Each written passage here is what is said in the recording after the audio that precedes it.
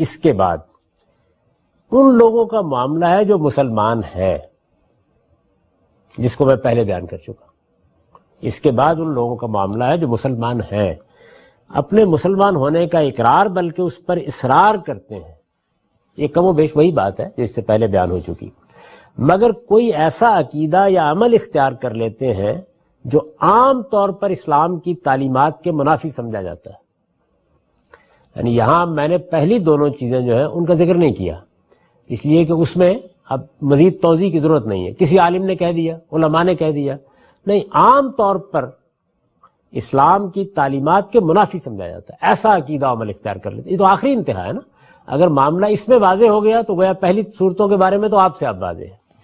اس کے بعد ان لوگوں کا معاملہ ہے جو مسلمان ہیں، اپنے مسلمان ہونے کا اقرار بلکہ اس پر اصرار کرتے ہیں، مگر کوئی ایسا عقیدہ یا عمل اختیار کر لیتے ہیں جو عام طور پر اسلام کی تعلیمات کے منافی سمجھا جاتا ہے، یا کسی آیت یا حدیث کی کوئی ایسی تعویل اختیار کر لیتے ہیں. تعویل اختیار کر لیتے ہیں یعنی کہتے ہیں اس آیت کا مطلب میرے نزدیک یہ ہے، اس حدیث کے معنی میرے نزدیک یہ ہے، یا کسی آیت یا حدیث کی کوئی ایسی تعویل اختیار کر لیتے ہیں جسے کوئی عالم یا علماء یا دوسرے تمام مسلمان بالکل غلط سمجھتے ہیں. یہ بات میں اس سے پہلے بیان کر چکا ہوں. یہاں میں نے اس کی توضیح مزید کے لیے اب مثالیں دے دی تاکہ واقعے میں آ کے بات سمجھ میں آ جائے. مثلا، اور یہ مثالیں بہت نازک مثالیں ہیں، یہ دی ہی اس لیے گئی ہیں تاکہ جو میں کہنا چاہ رہا ہوں وہ آخری درجے میں واضح ہو جائے، یعنی اس کے بعد کوئی ابہام باقی نہ رہے. ایک مرتبہ پھر دیکھ لیجئے یہ کیا بات ہو رہی ہے. بات یہ ہو رہی ہے کہ کسی نے کوئی ایسا، یعنی مسلمان ہے آدمی، مسلمان ہونے کا اقرار کرتا ہے بلکہ اس پہ اصرار کرتا ہے، فرد ہے یا کوئی گروہ ہے، مگر کوئی ایسا عقیدہ یا عمل اختیار کر لیتا ہے جو عام طور پر اسلام کی تعلیمات کے منافی سمجھا جاتا ہے. عام طور پر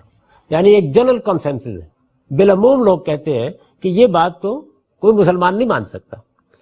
یا کسی آیت یا حدیث کی کوئی ایسی تعویل اختیار کر لیتا ہے جسے کوئی عالم یا علماء یا دوسرے تمام مسلمان بالکل غلط سمجھتے ہیں، یعنی اس کے بارے میں کوئی ابہام نہیں ہے لوگوں کے ذہن میں، لیکن کر لیتا ہے. تو اب ظاہر ہے کہ اس کی مثالیں دینی چاہیے نا. بظاہر جب میں یہ بات کہوں گا تو آپ کہیں کہ ہوگا کوئی دنیا میں شخص. اب ذرا سنیے دل تھام کے کون کون لوگ ہیں. مثلا امام غزالی اور شاہ ولی اللہ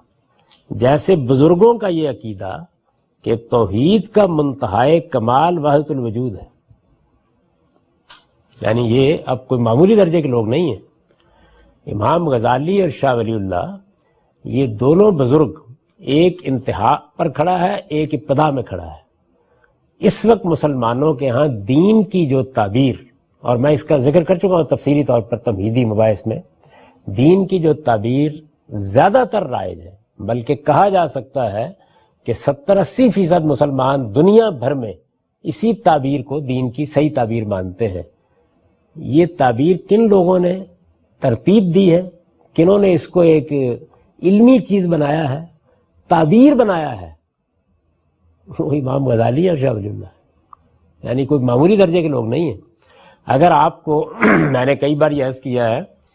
کہ یہ جاننا ہو کہ اسلام کیا ہے، اور آپ یہ جاننا چاہتے ہوں کہ اسلام کیا ہے کو اس 14-15 صدیوں میں اس کے اہل علم نے کیسے سمجھا ہے، تو آپ سب سے پہلے جس کتاب کا انتخاب کریں گے وہ غزالی کی احیاء العلوم ہے، یا اسی کا خلاصہ جو انہوں نے کر دیا ہے کیمیائے سعادت. آپ اگر آخری دور کی کوئی چیز منتخب کرنا چاہیں گے تو شاہ ولی اللہ کی حجت البالغہ ہے. یعنی یہ دونوں کتابیں اس تعبیر کو آخری درجے میں بیان کر دیتی. ہمارے ہاں علم کلام سے کیا اثرات ہوئے، فلسفے اور متکلمین کے کام نے کیا صورتیں پیدا کی، صوفیانہ مذاہب نے کیا شکل پیدا کی، اس ساری کشمکش میں دین کو کیسے دیکھا جائے، تو یہ ان دونوں بزرگوں سے آپ کو ملتا ہے. ان دونوں کا یہ عقیدہ ہے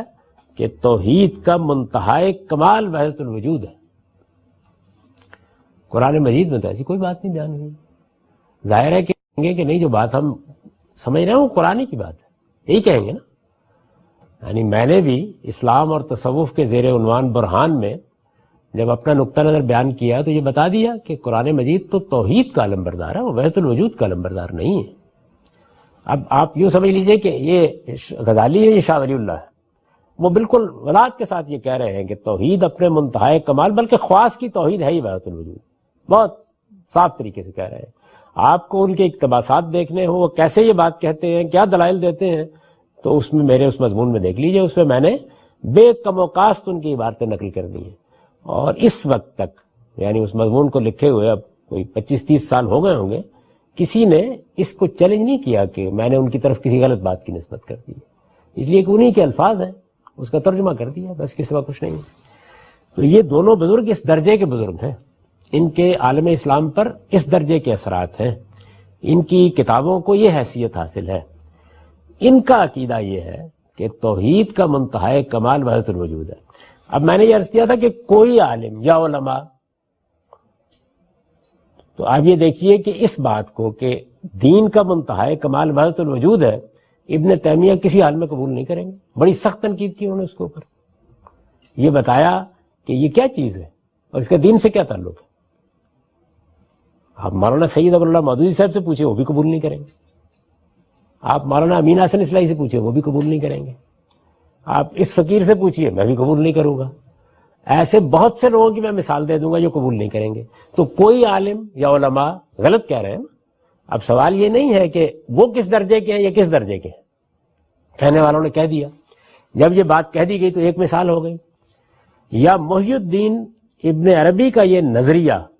اب یہ دوسری مثال دیکھیے، یہاں توحید تھی، یعنی لوگ بھی کسی معمولی درجے کے نہیں ہیں، اور جو بات کہی جا رہی ہے وہ بھی کوئی فرعی مسئلہ نہیں ہے، وہ مسئلہ کیا ہے جس پر میرے اور آپ کے ایمان کا انحصار ہے۔ یعنی اگر کوئی آدمی یہ کہے کہ اسلام کا تعارف کراؤ تو کیا کہیں گے؟ دین توحید ہے، یعنی یہی چیز ہے نا، یہ گویا خلاصہ ہے دین کا۔ آپ کو اگر یہ بیان کرنا ہو کہ میرا دین کیا ہے اور اس کا میں سر عنوان کوئی چیز بیان کروں تو میں کہوں گا لا الہ الا اللہ، اللہ کے سوا کوئی الہ نہیں ہے۔ اس معاملے میں یہ اختلاف سامنے آ گیا، اور وہ کچھ آیتوں کی تعویل کر رہے ہیں، کچھ حدیثوں کا مدعا بیان کر رہے ہیں، کچھ دلائل دے رہے ہیں، یہی کر رہے ہیں نا وہاں پہ۔ دوسری مثال، یا محی الدین ابن عربی کا یہ نظریہ، محی الدین ابن عربی وہ ہیں جن کو ہمارے پرانے حلقوں میں شیخ اکبر کہا جاتا ہے، سب سے بڑا شیخ، بڑے غیر معمولی اثرات ہیں ان کی کتابیں ہمارے ہاں بڑی اہمیت کی حامل ہیں، پڑھائی جاتی ہیں، پڑھی جاتی ہیں، ان کی شرح لکھی گئی ہیں۔ یا محی الدین ابن عربی کا یہ نظریہ کہ ختم نبوت کے معنی یہ نہیں ہے، اب یہ کہ یہ بھی کوئی معمولی بات نہیں ہے، وہ توحید تھی۔ ختم نبوت کے معنی یہ نہیں ہے کہ نبوت کا مقام اور اس کے کمالات ختم ہو گئے، بلکہ صرف یہ ہے کہ اب جو نبی بھی ہوگا وہ محمد الرسول اللہ صلی اللہ علیہ وسلم کی شریعت کا پیرو ہوگا۔ یہ ابن عربی کا نقطہ نظر ہے، انہوں نے اس کو خود بیان کیا ہے، یعنی یہ کوئی استنباط نہیں ہے، وہ جہاں بیان کیا ہے اس کو آپ برہان میں دیکھ سکتے ہیں۔ یعنی میں اگر وہ چیزیں بھی یہاں پیش کرتا تو بات بہت لمبی ہو جاتی، دیکھ لیجئے، اس کو موجود ہے میری کتاب میں۔ یا محی الدین ابن عربی کا یہ نظریہ کہ ختم نبوت کے معنی یہ نہیں ہے کہ نبوت کا مقام اور اس کے کمالات ختم ہو گئے ہیں، بلکہ صرف یہ ہے، یعنی وہ کہتے ہیں کہ ختم نبوت کی آیت ہے نا قرآن مجید میں، اسی سے آپ استدلال کر رہے ہیں، یعنی نئی نبوت کو ماننے سے انکار کرنے کی بنیاد کیا ہے؟ وہی آیت جو سورہ احزاب پہ ہے، وَلَٰكِن رسول اللہ وخاتم النبیین، تو نبی صلی اللہ علیہ وسلم اللہ کے رسول ہیں اور خاتم النبیین ہیں۔ تو خاتم النبیین کا مطلب ہم کیا سمجھتے ہیں کہ نبوت اپنے ہر مفہوم میں ختم ہو گئی ہے، یعنی اب رسالت میں آپ صلی اللہ علیہ وسلم نے گویا مہر کر دی ہے، وہ نبیوں کی مہر ہے، سیل آف دی پروفٹس ہے، یہی مانتے ہیں نا۔ تو یہ کہتے ہیں کہ ختم نبوت کا یہ مطلب نہیں ہے، غلط سمجھا آپ لوگوں نے۔ یہ بزرگ جو ہے اور بہت بڑے آدمی ہیں، یعنی مسلمانوں کے ہاں شیخ اکبر کہا جاتا ہے ان کو۔ ختم نبوت کے معنی یہ نہیں ہے کہ نبوت کا مقام اور اس کے کمالات ختم ہو گئے ہیں، بلکہ صرف یہ ہے کہ اب جو نبی بھی ہوگا وہ محمد الرسول اللہ صلی اللہ علیہ وسلم کی شریعت کا پیرو ہوگا، یعنی نبوت آ سکتی ہے، نبوت کا مقام بھی حاصل ہو سکتا ہے، نبوت کے کمالات بھی حاصل ہو سکتے ہیں، بس یہ ہے کہ اب وہ شخص محمد الرسول اللہ صلی اللہ علیہ وسلم کی شریعت کو مانے گا، اس میں کوئی ترمیم، تغیر، اضافہ، کمی بیشی نہیں کر سکتا، نبی آ جائے گا۔ اس کے بعد یا اہل تشیع کا یہ نقطہ نظر شیعہ حضرات کا کہ مسلمانوں کا حکمران بھی مامور من اللہ ہوتا ہے، یعنی وہ یہ کہتے ہیں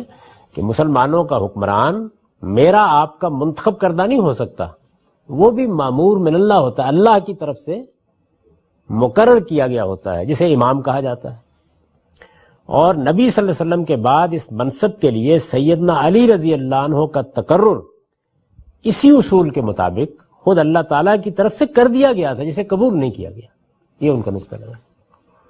یعنی یہ جو میں نے ان کی نسبت سے نقطہ نظر بیان کیا ہے بغیر بے کم و کاس بیان کر دی، جیسے کہ ان کے اہل علم کہتے ہیں۔ عوام جو باتیں کرتے ہیں ان کو چھوڑ دیجئے، ان کے جلیل القدر اہل علم ایک پورا گروہ ہے، اس وقت مسلمانوں کا دوسرا بڑا گروہ ہے،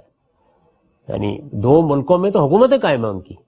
اتنی بڑی تعداد میں لوگ ہیں۔ وہ کیا نقطہ نظر رکھتے ہیں کہ مسلمانوں کا حکمران بھی مامور من اللہ ہوتا ہے، مسلمانوں کو اپنا حکمران خود منتخب کرنے کا حق نہیں ہے، کوئی شخص مسلمانوں کا حکمران اپنی مرضی سے یا ان کی مرضی سے نہیں بن سکتا، اس کو مامور من اللہ ہونا چاہیے، اور اس کے لیے اللہ تعالیٰ کا قائم کردہ منصب امامت ہے، یعنی جیسے اللہ تعالیٰ نبوت دیتے ہیں ایسے ہی امامت دیتے ہیں۔ یہاں اس کی مزید تفصیل کا موقع نہیں ہے، اس کے لیے بھی آسٹریلیا میں نے شیعہ نقطہ نظر کی جو توضیحات کی ہیں ان کو آپ دیکھ سکتے ہیں۔ اور نبی صلی اللہ علیہ وسلم کے بعد اس منصب کے لیے سیدنا علی رضی، یعنی صرف اتنا نہیں کہ وہ اس کو نظری طور پر بات کر رہے ہیں، وہ کہتے ہیں نہیں، اللہ تعالیٰ کی طرف سے سیدنا علی رضی اللہ عنہ کو نبی صلی اللہ علیہ وسلم کے بعد اسی اصول کے مطابق مقرر کر دیا گیا تھا، خود اللہ تعالیٰ کی طرف سے اسی اصول کے مطابق ان کا تقرر کر دیا گیا تھا، جسے قبول نہیں کیا گیا۔ یعنی یہ پوری بات ایک مسلمانوں کا بہت بڑا گروہ مانتا ہے۔ یا علامہ اقبال جیسے جلیل القدر مفکر کی یہ رائے کہ جنت اور دوزخ مقامات نہیں بلکہ احوال ہیں۔ اب یہ دیکھیے کہ اس میں نے یہ نہیں کیا کہ گرے پڑے لوگوں کی بات بیان کرتی ہے، یعنی یہ سب کے سب اس مسلمان امت کے اساتین ہیں، اپنی اپنی جگہ ان میں سے ہر شخص اہل تشیع میں بھی جن لوگوں کی طرف اس نقطہ نظر کی نسبت کی جاتی ہے وہ بڑے علماء ہیں، بہت جلیل القدر علماء ہیں ان کے۔ تو یہ میں نے چند مثالیں دے دی، میرا خیال ہے کہ یہ کفایت کرتی ہیں یہ بتانے کے لیے کہ کیسے کیسے نقطہ نظر ہو سکتے ہیں، عام طور پر لوگوں کو معلوم نہیں ہوتا۔ یا علامہ اقبال جیسے جلیل القدر مفکر کی یہ رائے کہ جنت اور دوزخ مقامات نہیں بلکہ احوال ہیں، یعنی یہ کوئی جگہ نہیں ہے جیسے یہ دنیا میں آپ کو لاہور اور کوالالمپور نظر آ رہا ہے، یہ ایک ذہنی نفسیاتی احوال ہیں جو گزریں گے آپ کے ساتھ۔ یہ رائے کہ جنت اور دوزخ مقامات نہیں بلکہ احوال ہیں، یہ مثالیں دے کر میں نے لکھا ہے یہ اور اس نوعیت کے تمام نظریات و عقائد، یعنی یہ تو چند مثالیں ہیں اور آخری درجے کی مثالیں ہیں جو میں نے دے دی ہیں، یہ اور اس نوعیت کے تمام نظریات و عقائد غلط قرار دیے جا سکتے ہیں، انہیں ضلالت اور گمراہی بھی کہا جا سکتا ہے، یعنی آپ کو حق ہے کہیں یہ اور اس نوعیت کے تمام نظریات و عقائد غلط قرار دیے جا سکتے ہیں، انہیں ضلالت اور گمراہی بھی کہا جا سکتا ہے، لیکن ان کے حاملین چونکہ قرآن و حدیث ہی سے استدلال کر رہے ہوتے ہیں، یعنی شاہ ولی اللہ، امام غزالی، محی الدین ابن عربی، اسی طرح اہل تشیع کے بڑے بڑے علماء، خود علامہ اقبال بھی۔ آپ دیکھ لیجئے ریکنسٹرکشن ریلیجیس تھاٹ ان اسلام میں جہاں انہوں نے یہ نظریہ بیان کیا ہے، وہاں سورہ نبا کی آیت سے اس کے حق میں دلیل دی ہے۔ یعنی جب کوئی مسلمان عالم یا مسلمان مفکر بات کرے گا تو ایسے تو نہیں کر دے گا نا، اس کے لیے کوئی دلیل دے گا۔ یہ اور اس نوعیت کے تمام نظریات و عقائد غلط قرار دیے جا سکتے ہیں، انہیں ضلالت اور گمراہی بھی کہا جا سکتا ہے، لیکن ان کے حاملین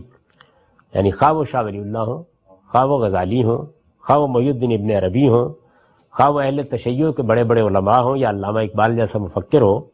یہ اور اس نوعیت کے تمام نظریات و عقائد غلط قرار دیے جا سکتے ہیں، انہیں ضلالت اور گمراہی بھی کہا جا سکتا ہے۔ آپ کہیں گمراہی ہے، یہ ضلالت عربی کا ضلالت ہے، اردو کا نہیں ہے، اس کا مطلب گمراہی، بھٹک گیا آدمی۔ لیکن ان کے حاملین چونکہ قرآن و حدیث ہی سے استدلال کر رہے ہوتے ہیں، اس لیے انہیں غیر مسلم یا کافر قرار نہیں دیا جا سکتا۔ یعنی اب دیکھیے میں دونوں چیزوں کی نفی کر رہا ہوں.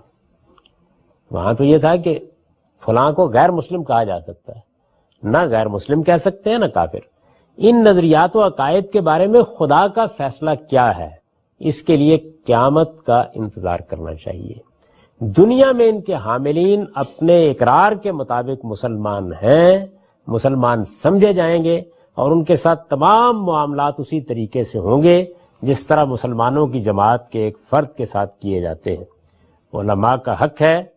ان کی غلطی ان پر واضح کریں، انہیں صحیح بات کے قبول کرنے کی دعوت دیں. ان کے نظریات و عقائد میں کوئی چیز شرک ہے تو اسے شرک، اور کفر ہے تو اسے کفر کہیں، اور لوگوں کو بھی اس پر متنبع کریں. مگر ان کے متعلق یہ فیصلہ کہ وہ مسلمان نہیں رہے یا انہیں مسلمانوں کی جماعت سے الگ کر دینا چاہیے، اس کا حق کسی کو بھی حاصل نہیں ہے، اس لیے کہ یہ حق خدا ہی دے سکتا تھا، اور قرآن و حدیث سے واقف ہر شخص جانتا ہے کہ اس نے یہ حق کسی کو نہیں دیا. یہ کم و بیش وہی عبارت ہے جو اس سے پہلے آپ دوسری جگہ سن چکے ہیں. اس کے ساتھ میرا موقف اس معاملے میں بالکل واضح ہو جاتا ہے. یعنی دو لفظوں میں بات یہ ہے کہ نہ کسی کو، خواہ وہ مسیحی ہے، کافر قرار دینے کا آپ کو حق ہے، نہ کسی مسلمان کے اسلام چھوڑ دینے کے بعد آپ اسے کافر کہہ سکتے ہیں. اور اگر کوئی شخص اپنے آپ کو مسلمان کہتا ہے، اس کے مطلب، اس کے معنی جانتے ہیں؟ یعنی یہ اس نے فیصلہ کرنا ہے کہ وہ کیا کہلوانا چاہتا ہے. وہ کہتا ہے میں مسلمان ہوں، تو آپ کو کوئی حق نہیں. لیکن اس کی غلطی، وہ ان بڑے سے بڑے لوگوں کی غلطی بھی اگر ہے تو ہم بتائیں گے کہ یہ غلطی ہے، ہم بتائیں گے کہ اس کو ہم نہیں مانتے، ہم کہیں گے کہ اس میں ہمیں یہ اعتراض ہے.